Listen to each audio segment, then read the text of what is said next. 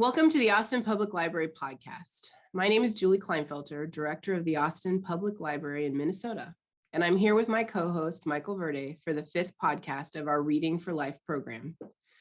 Reading for Life is a movement of the imagination for the purpose of growing community around a shared love of literature. Structured like a book group, but one facilitated to maintain the richest possible dialogue among the participants in the source text. The presentations bridge great novels to dedicated readers. The idea is that real community begins and ends with our imaginations, and few resources, if any, are as vital to the imagination's development as works of literature. Our unofficial tagline for this program is 8 podcasts, 4 books, and you. Today, we are taking a first look at the Song of Solomon by Toni Morrison. This was a first read for me, first read through, Michael, and man, what an amazing author.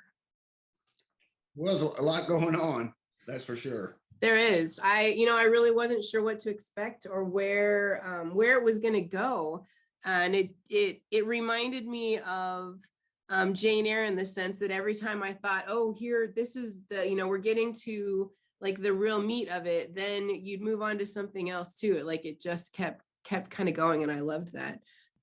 One of the places I wanted to start with this book, because it was one of I've been trying to learn as we've been going through these novels to watch for things. And I know one thing that we've talked about a lot in all of the novels is names.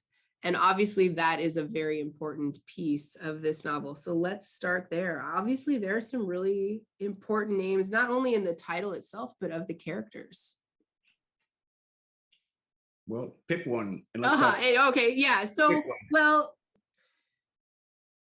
there's so many. I mean, I thought it was really interesting when they talked about that a lot of the family members, their names were picked by just kind of going through the Bible and picking a word.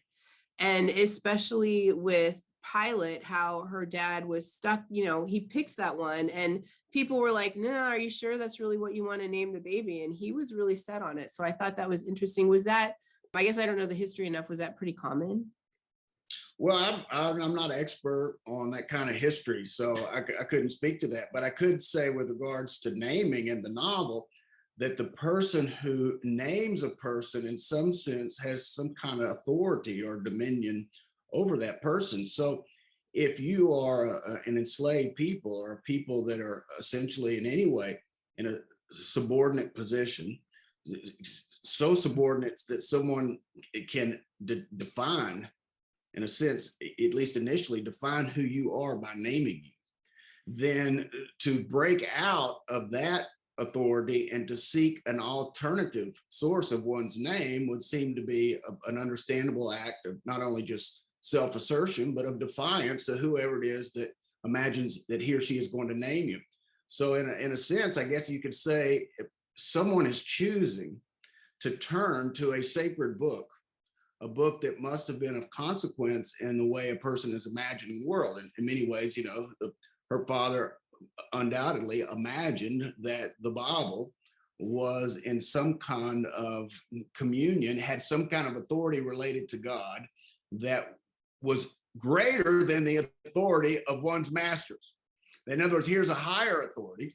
So to turn to that in that way, to turn to that presence, to turn to that authority and to choose that authority, he or she, or however you imagine God, to imagine roundaboutly that God is going to name my child is, I think, a way of saying there's a higher authority and it will determine the destiny of who we are and not who you decide that we are. So I think there must be a lot of that going on in terms of why one would pick a random name. It's almost of saying, I'm going to turn this over to the Spirit.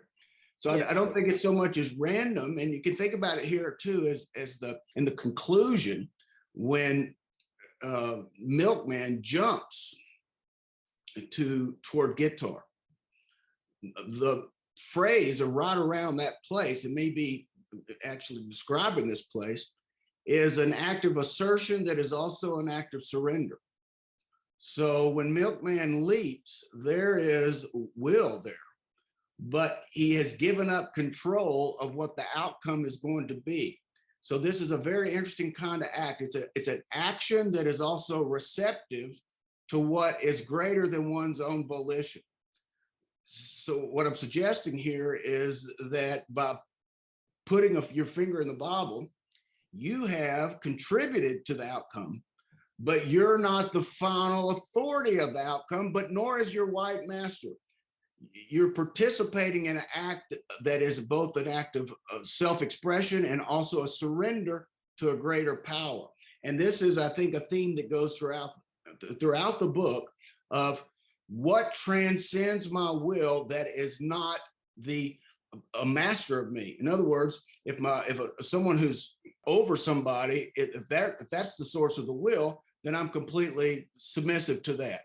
However, if the willpower that is over me is not attempting to subjugate me, then I am not enslaved by, in this case, the name that I'm given. God is not enslaving me, or the Holy Spirit is not enslaving me, because the Holy Spirit is not relating to me as a master would from the white world. You can think of this same kind of authority that exists in the arts. When I go to hear, let's say, a symphony, and I give my imagination over to the music has an authority, but it's not an authority that subjugates me. In other words, how do we have some kind of guidance that doesn't reproduce the master-slave dynamic? And the only way that you could break out of the master-slave dynamic is if you tapped into a voice that was both myself and not myself. If you see what I mean. Can I tap in? You know, Jane Eyre writes about this, that she wanted to open up her ear to an inward voice that dictated to her, so that what she was communicating was partly she was hearing, but partly it was her spirit speaking. So I think what's kind of going on here with opening the Bible to a random name, instead of just the idea of, you know, who cares what happens, is something where I'm participating, but I'm also a participant. I'm surrendered to the outcome of what happens, but I'm the one choosing to open it to this page and put my finger down here. So how does that play into then Milkman getting his name from an incident, from something that happened that was completely, does that play in? Well, I think it's a wonderful question, because there's a kind of celebration at the end. Milkman at some point goes through a litany of all of the unique names that are all the Black characters, and indicates that there's something that he cherishes about those names, that those names were indicative of the life in the social world in between those people. In other words, those names didn't come from white people. They came from each Black person's experience of the other person. So there's an act of imagination there, but it's also an act that is bringing the community together. In other words, these names are only meaningful in the context of those community of people. Guitar wouldn't mean anything outside of the community. However, I would agree with you that there is some distinction between the naming that takes place in that way and the naming that would take place is if you imagine that God was giving you a name. But both have this much in common: white people aren't naming us. Well, and she goes over, Toni Morrison, the author, goes over that quite a bit when in the first chapter when she's talking about the street names. Yeah, great. That's right. I mean, yeah, that's perfect. The not Dr. Street, and yeah. Yeah, so and that's interesting. Not Mercy Hospital. Right. No Mercy Hospital. Yeah. So there you go. There's an act of defiance there. The name that you're going to give us, we're going to subvert it. We're going to subvert the name that you give us, because we're not agreeing that you have the authority to dictate the name of this street. And I think that, you know, you can see this, let's say, when it's Things Fall Apart by Chibi. The initial way of the African community making sense of things, the language that they use, was completely colonized by the white people that came over, the anthropologists, that began assigning these kind of academic names to the dynamics that the people themselves understood in a different way. So there is the potential of being colonized by another person's discourse, and to resist that imaginatively is maybe to resist. That's to resist slavery at its, let's say, at its most. That's the greatest act you could say of resisting enslavement, is to resist the idea that you're going to define my identity. Mm-hmm. And how else can I do that but determine the language with which, in other words, if I agree to your language and then I pick my name, you really have already defined me because you determine the language with which I'm going to pick my name. So it has to be at an even deeper level. I'm going to choose the language with which I pick my name. Interesting. I want to go ahead. On that same point, you can imagine then how this relates to works of art, because works of art are subverting the quote unquote normal discourse. In other, you can think of the language of the tribe as being what it is we grow up in. We inherit all of these assumptions that are, in a sense, inscribed into the discourse that we believe to be normal, and that just creates the world. We open up let's say a work of fiction for the first time, and all of a sudden our imagination is introduced to a whole nother way of using language than what we've grown up with. And now all of a sudden we have an alternative, we have an option.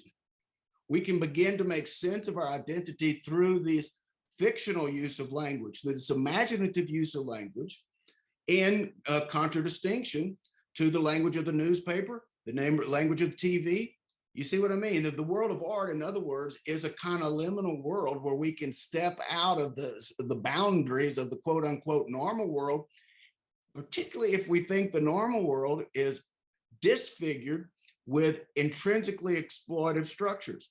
So if you think the quote unquote normal world is systemically exploitive, that exploitation is going to be insinuated into the discourse. Now, we don't have to get too far theoretically into this, but when people talk about Foucault, they're talking about this, that your own subjectivity, your very sense of having a self, is insinuated in the discourse that you have arrived at a sense of self with. You didn't arrive at a sense of self out of the blue. You had to do that through language. And Foucault was saying, if the language is already inscribed, your subjugated position versus institutional structures, well, you're not even going to know it, but you're going to be a slave. Okay, so art is giving us a way of saying, here's another way to use language.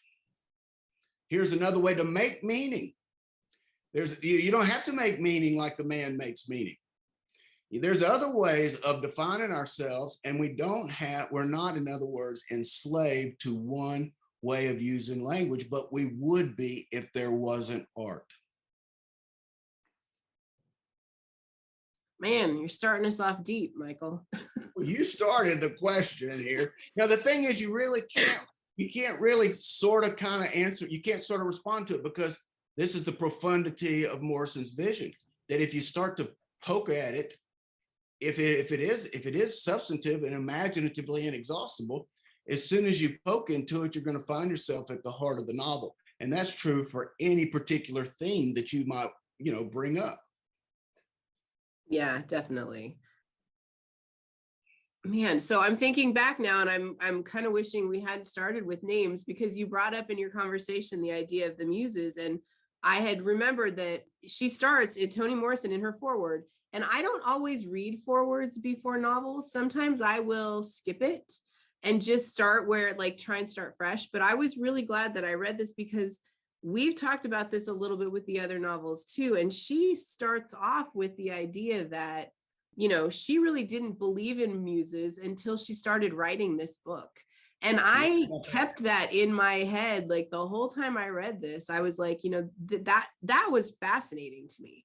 Yeah, totally agree. I mean, she just comes out and says, listen, up until this book, I thought all this talk about muses is what authors did to deflect their audience from asking them, where did you get this idea? So they would just come up with a muse, really, so they didn't have to answer it. But now she says, she indicates that that's what she believed. And then she says, with the writing of this book, all of those assumptions were destroyed. The verb is hers, destroyed. Mm-hmm. And then she goes on essentially to say that in the writing of this book, she did participate in a spirit. In other words, she flat out says a spirit, and she attributes it to her father, a spirit began to communicate to me. So think about what she's saying. This again relates to breaking out of the master-slave dynamic. Because in this time, the voice that is the authority is a spiritual authority, and it's of her own kin. In other words, it's not the master dictating to her, it's her father speaking through her. So this is a way of saying it's not my ego that's writing the story. But on the other hand, it's not the master who's writing the story either. This is a basically what we're talking about is at the essence of whatever great spiritual tradition in one or another way is dealing with. How do we break out of the human being propensity to live in master slave hierarchies? If you think about evolution in the natural world, it's a chain of things that eat each other. And even if you think about within one species, very often, if they're mammals, they form what pecking orders, wolf pack, they form hierarchies. And the question would be, can man be an exception? Can humans be an exception to this sort of mammalian or an evolutionary propensity to organize itself according to who is above and who is below whom? In many ways, think of the life of Pi. It is all about this. There's really two worlds. There's a world where the predator eats the prey, where the most powerful devours the less powerful. And that in that world, then Pi has no prayer because the tiger is going to eat him. However, he bears witness that they worked out a relationship where they fed each other. Now, this is in terms of evolution impossible to get our mind around. And yet I would think every spiritual tradition is suggesting that that's possible, that there is a way to reverse or at least to break out of this master slave dynamic so that neither one of us is a master to the other. And then really, this is what gets us into eros. This is what gets us to getting out of our own ego. What are the ways we can get out of our own ego? Let's say we make love. Ideally, that is not an act in which two people are vying for some kind of power over the other person. Ideally, you like to think that both people are getting out of their egos and finding something together. They co-create something in which it's no more this is really what we're talking about here. How could we, as a community, come together in such a way that we formed an actual, a genuine community and not a pyramid? And to do that, we would have to speak in a different way than the language of TV, for instance. And the language that we can work with in the normal world, it automatically pits us against one another by breaking us into two camps. And then there you go. Homosexual, heterosexual, there's a binary, and then you put one of the binaries over the other. This is how normal discourse works. So in other words, that art gives us an opportunity to break out of the normal discourse so that we're communicating with each other in such a way that neither one of our wills are prevailing, because both of our greatest desires are participating in what it is that we agree upon. Yeah. So does that parallel then what Toni Morrison says about her father and the muse, and then the storyline where Pilot, you find out kind of later on in the book that Pilot is hearing the song or hearing her father talk about singing, or the ghost? I mean, that all then parallels what Toni maybe was experiencing herself to an extent. Okay, so if I follow you, then there's a parallel between Toni Morrison, the person who's writing the book, and Pilot, the character who is in her book, and that makes perfect sense to me. Now, interestingly, one of the things that she discovers, here's a twist in the plot to her. I'm still in that forward you're talking about, because what she had asked for was the ability to imagine a man's world. That she was stuck with this novel because she didn't want to write it within the domestic space of what she was saying as a woman's world. She wanted to write it from the perspective of a world in which a person could fly away, as men might have that option historically. She wanted to see what the world looked like from outside of, let's say, the domestic circle, and she needed help imagining that. So that was sort of the petition. And the interesting twist on the plot is that she says that my father did answer me to give me this ability to see from a man's perspective. But it turns out that the most insightful character is a woman. That's why she ends that forward by saying, and he laughed, talking about her father, because here it is. You want to know what the perspective is from a man's world, and it still turns out that you would have to almost be a woman to understand what a man's deepest desires are, because that man, him or herself, might not know without that woman. A man can't. She's breaking down. How could a man understand his deepest desires in a world in which we ended this master-slave dynamic? You see, because you can't just be an ego. You don't even know your deepest desires without the other person. And this is what she thinks, I think, is a twist in the plot, that it would take a woman to understand a man's deepest desire, because the man himself has the illusion that his deepest desire is to fly away and to leave the bodies, when in fact that is not his deepest desire. His deepest desire is to fly away, but not to leave the bodies. Now this gets interesting. How do you fly away without leaving? And the body in this case also includes Mother Earth. How do I fly away without leaving my mother? How do I get off the ground without becoming something that I'm not? Because I don't entirely live in a space of air. That's not the environment in which I was born. I wasn't born in air. So here is the wonderful thing that this novel is really getting at. How do you fly without ever leaving the ground? That's it. This is what Milkman himself says that he learned from Pilot, which means that's what Toni Morrison's father essentially taught her, but he used a female character. You see what I mean? His father speaking, and Pilot, in other words, is somewhat the voice of her father. Mm-hmm. To a certain extent. The voice of Toni's father? Well, if we're playing around with it, sure. that in a sense, if the Toni Morrison herself is learning from her characters, because she's saying the muse is speaking through her writing. So she's learning as she's writing what it is that she needs to see. And in many ways, the character whose vision epitomizes the deepest insight. Now, there's a little twist in the plot because she thinks she's carrying the bones of a dead white man. Mm-hmm. So there is also for Pilot, learn something that she doesn't know. But with that qualification, the character that comes the closest to you could say the vision that resonates with the novel, the character that comes closest to essentially embodying it and being the voice of that vision is Pilot.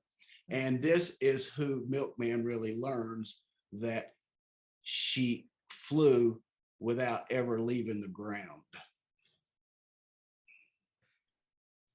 So, I mean, this is what I love. This is why, in my mind, we're doing this, because that conversation right there makes me want to start the book over right now and read it again, because that changes the whole, everything that I was thinking when I read through the book the first time, that changes it. And I think that's why I'm sure you've said in the past that, you really have to read a book 3 or 4 times before you really absorb it and pick up some of those things.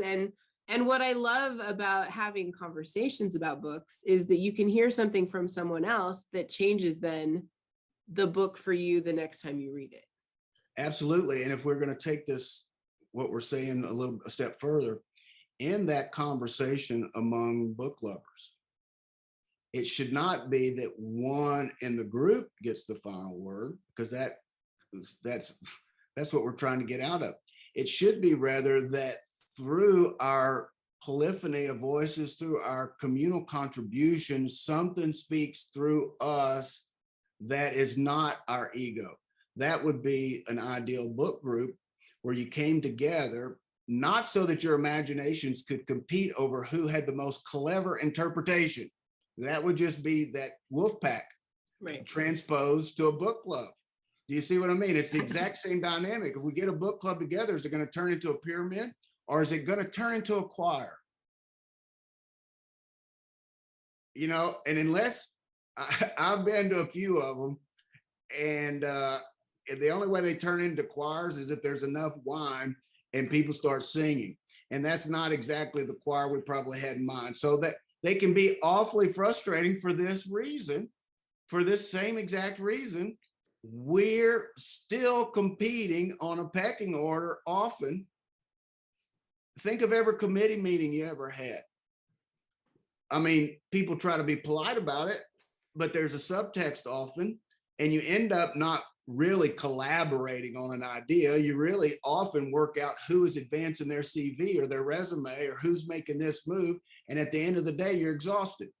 So anyway, the idea would be in either example here that the imagination is not the same thing as our ego, and that we want to allow our imagination to get a word in edgewise, because when our imagination speaks, it will not assert dominance over another person. The imagination creates, it does not assert. The ego asserts and doesn't create. So if we sit down at that group table as a let's say a library staff, and we bring our imaginations, then we're going to very likely come out of something that is generative. Not only the product is going to be generative, we're going to feel like a genuine team when this conversation is over. But if we sit down with our egos, then what's going to happen is we're going to come out with something that is intellectually sterile, and we're also going to probably secretly despise each other more or less consciously when it's over with. Or we're going to form little cliques and have a us and them, but it's going to disintegrate. And so you can take that same thing and say our little book, our library staff, and you can transpose it to our entire community. How are we as a community, our church? How are we as a team? How are we as a school or classroom? Another way of saying this is that art can teach us another way to communicate that breaks out of the master-slave dynamic. And that way of communicating will always involve metaphors, and it will always involve symbols, because we can agree upon what this symbol means in a way that we can't with a sign. A sign points to something and that's it. But a symbol, we can work out together what it's symbolic of. In other words, the symbol, we participate in the symbol. You can't use a symbol like a sword. A sword can be a symbol, but you can't use a symbol like a sword. You can use a sign like a sword, and there's a big difference. Well, man, I think right there we have our great introduction to the Song of Solomon. Well, that's good. I'm happy with it. You know, that I'm happy with it. And just, you know, if we had to have a closing remark here, one thing I might say, if you reread this, is that this is what Milkman is really attempting to learn. How do I fly without ever leaving the ground? Solomon, his great grandfather, didn't achieve that. Robert Smith, I believe that's the name of the insurance agent, he didn't achieve that. Okay, he leapt off the top of the North Carolina Mutual Life building, and he went splat.